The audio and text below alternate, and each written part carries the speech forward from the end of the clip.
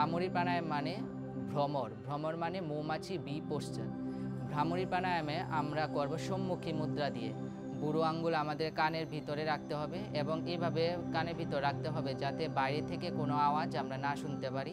আমাদের আওয়াজটাই আমাদের মাথার মধ্যে শুধু ঘোরে এবং বাকি আঙ্গুলগুলি আমরা একে একে চোখের উপরে, এরপর নাকের উপরে, একটা ঠোঁটের উপরে এবং আরেকটা ঠোঁটের নিচে রাখবো এবং হালকাভাবে চাপ রাখবো, জোরে চাপ দেব না।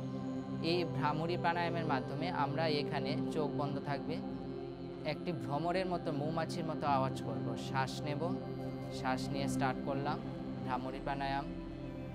শ্বাসটা যতক্ষণ থাকবে ততক্ষণ করব, আওয়াজটা হবে। এরপর শ্বাস ছাড়ার সাথে সাথে আমরা আস্তে আস্তে আওয়াজটা বন্ধ করে দেব। ভ্রামরী প্রাণায়াম যারা পড়াশোনা করছি আমরা বা করছো সবার জন্য ভ্রামরী প্রাণায়াম খুবই ভালো।